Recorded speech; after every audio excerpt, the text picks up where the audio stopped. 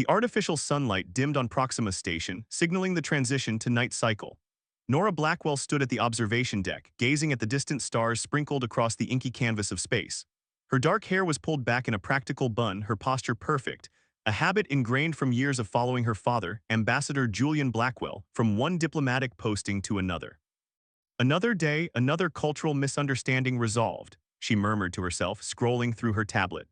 As the station's cultural liaison officer, her job was to smooth the edges between species, to find common ground where none seemed to exist.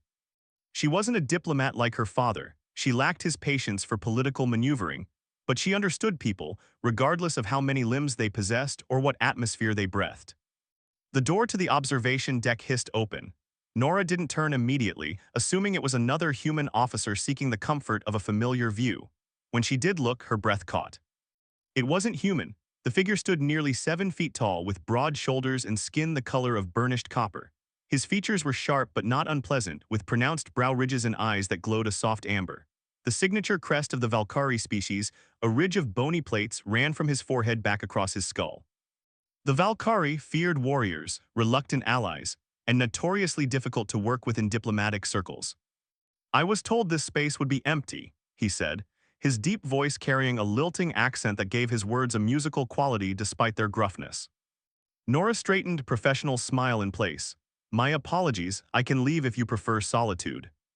The Valkyrie studied her, head tilting slightly. "You are the ambassador's daughter." "I have my own name and position," she replied, unable to keep a hint of edge from her voice. "Nora Blackwell, Cultural Liaison Officer." Talon, he offered nothing more, no family name or rank. Nora recognized the name. Talon was the Valkyrie representative sent to Proxima Station as part of the tentative alliance between their species. Her father had complained about his stubbornness in council meetings. "Enjoying the view?" she asked, gesturing toward the stars. "It reminds me of home," he said unexpectedly.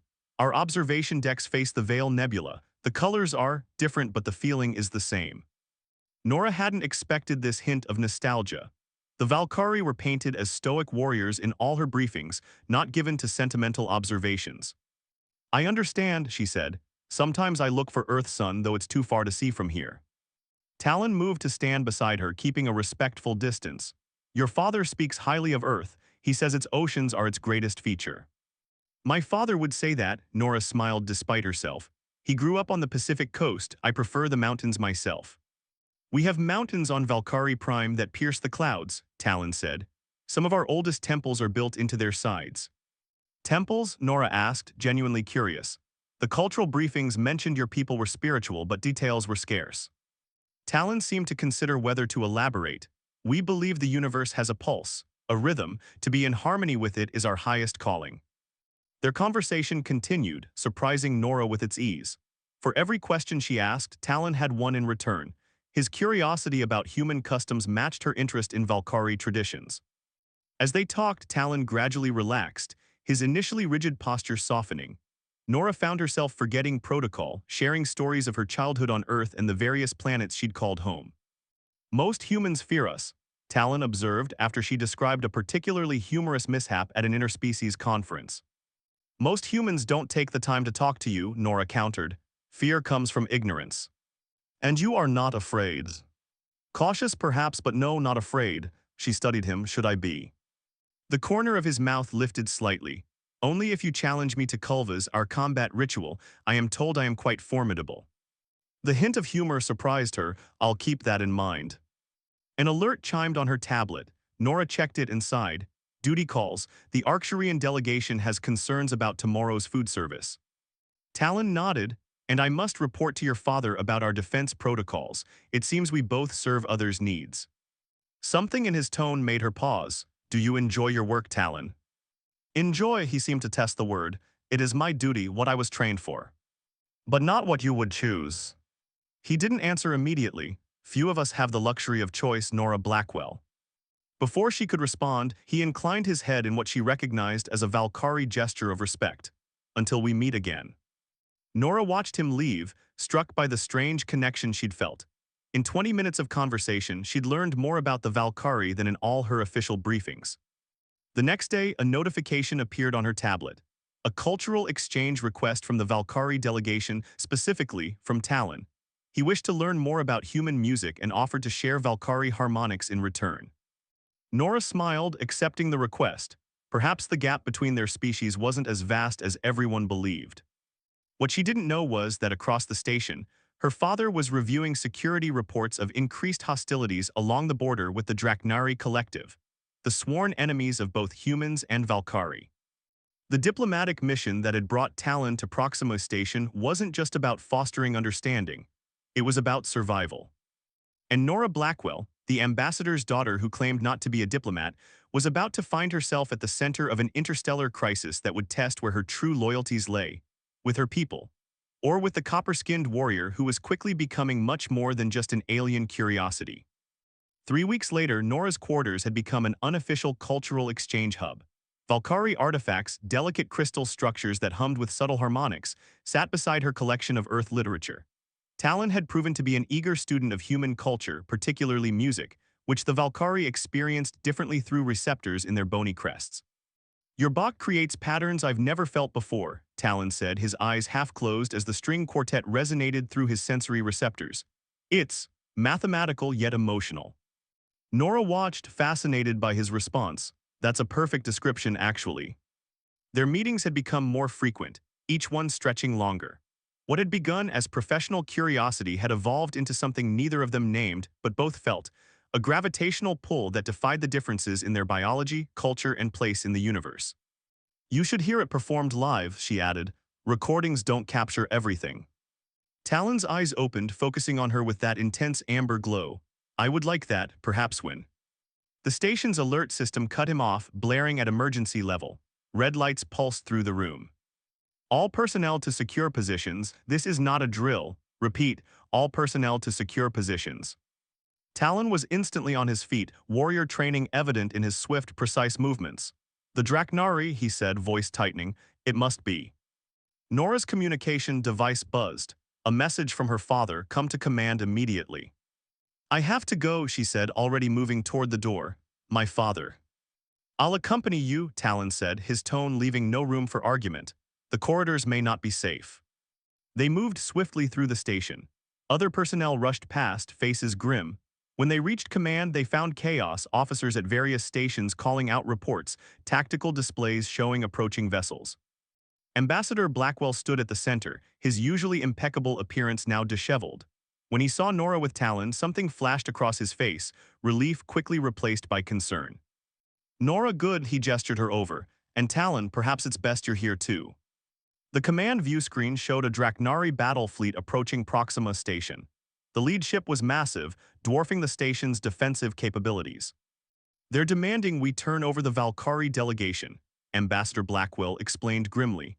"They claim to have evidence that Talon and his team sabotaged a Draknari outpost in the Cygnus sector."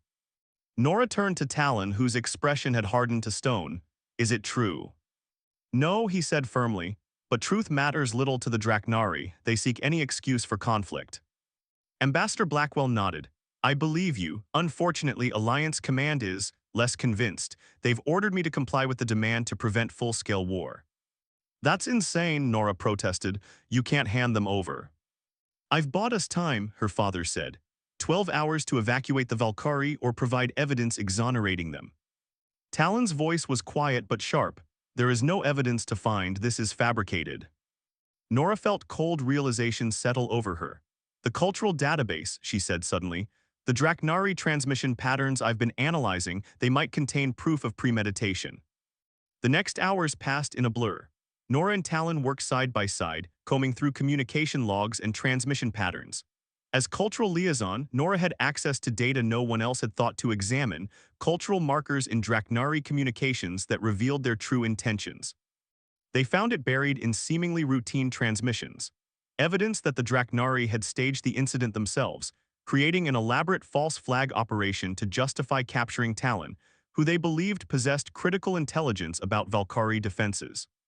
When they presented their findings to Ambassador Blackwell and Alliance Command, the diplomatic landscape shifted. The Draknari, faced with exposure of their deception, retreated for now. In the quiet aftermath, Nora found Talon back at the observation deck, staring at the stars. "You may have prevented a war today," he said as she joined him. "We did," she corrected, "together." He turned to her, his usual composure stripped away. My mission here was always temporary. My leaders will recall me now that my cover is blown. The words hit Nora harder than she had expected. So you're leaving. Unless I have reason to stay. His voice had dropped lower, the musical quality of his accent more pronounced.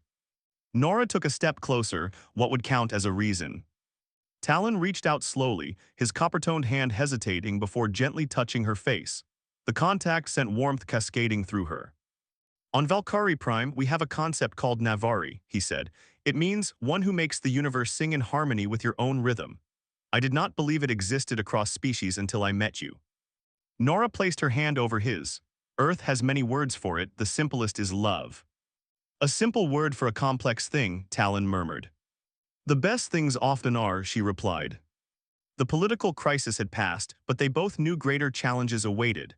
A human and a Valkyrie caught between worlds that were only beginning to understand each other. There would be opposition, misunderstanding, perhaps even danger. But as they stood together watching the stars, neither doubted their choice. Some connections transcended the boundaries of worlds and species. Some rhythms, once aligned, could not be pulled apart. Nora Blackwell, the ambassador's daughter who had never wanted to be a diplomat, found herself at the beginning of the most important negotiation of her life, creating a future where their two worlds could coexist not just in tentative alliance, but in genuine understanding. And Talon, warrior of the Valkyrie, discovered that the greatest battles were not won with weapons, but with courage of a different kind. The courage to choose a path that no one from his world had walked before. Under the light of distant stars, they sealed their choice with a kiss that bridged galaxies. Part 3 echoes across the void. The Council unanimously votes no. The holographic faces of the Valkyrie High Command flickered as they delivered their verdict. 6 stern elders, their copper skin weathered with age, their crests more pronounced and elaborate than talons. Their expressions remained impassive, but their disapproval radiated through the transmission. Talon stood rigid, his amber eyes betraying no emotion. With respect, elders, I request reconsideration. The alliance with humanity has proven beneficial to. The alliance, yes, interrupted Elder Sarix, the oldest among them. Your personal entanglement with a human is another matter entirely. Your request for extended assignment is denied. You will return to Valkyrie Prime immediately. The transmission ended abruptly, leaving Talon alone in the communication chamber. He remained motionless for several moments, processing the implications. 6 months had passed since the Draknari incident, 6 months of deepening connection with Nora, of building something he'd never imagined possible. Now it was ending with a simple command. Across the station, Nora faced a similar struggle. Her father paced the length of his office, diplomatic composure abandoned in private. It's impossible, Nora, Ambassador Blackwell said, running a hand through his graying hair.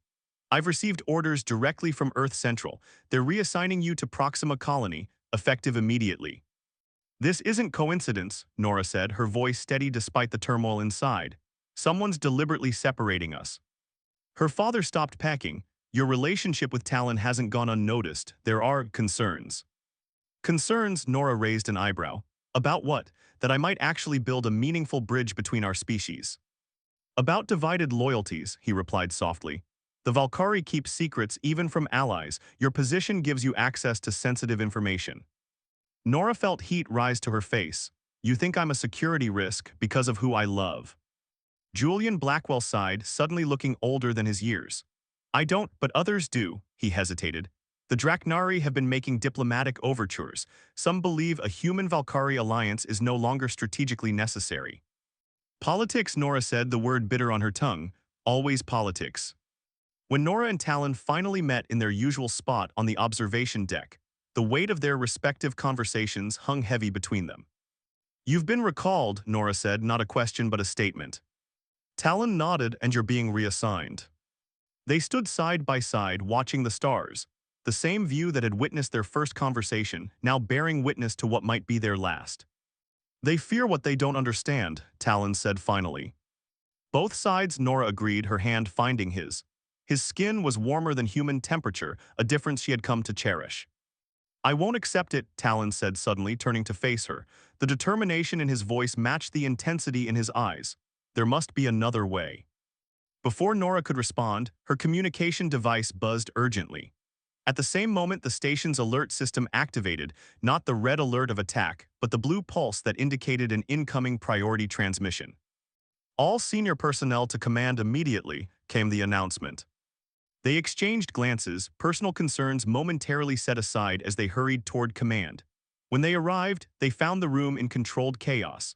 At the center of it all stood Ambassador Blackwell and Vexer, the senior Valkyrie diplomat who had accompanied Talon's mission. The main view screen showed a distant solar system with a swirling anomaly at its center. "What's happening?" Nora asked as she approached. Her father turned, his expression grave. "The Helios research station has detected a quantum fissure in the Tau Ceti system. It's expanding rapidly." Vexer, his crest flaring with agitation, added, "If it continues at the current rate, it will engulf the Valkyrie colony on Tau Ceti III within days. And then continue toward human-occupied space," Ambassador Blackwell finished. Talon stepped forward, studying the anomaly. "This is not natural." "No," Vexer agreed. "Our scientists believe it's artificial, a weapon of immense power."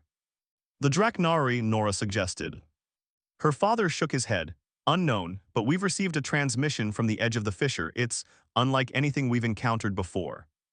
At his command, the audio played through the command center. It wasn't language, at least not as any of them understood it. It was a pattern of sounds, mathematical in structure but with organic variations. It made Nora think of music composed by something that had never heard music before. She noticed Talon's reaction immediately. His entire body had gone rigid, his eyes wide. "You recognize it," she said. "Not the message," he replied slowly, "but the pattern. It resonates with ancient Valkyrie harmonics, ones used in our most sacred temples."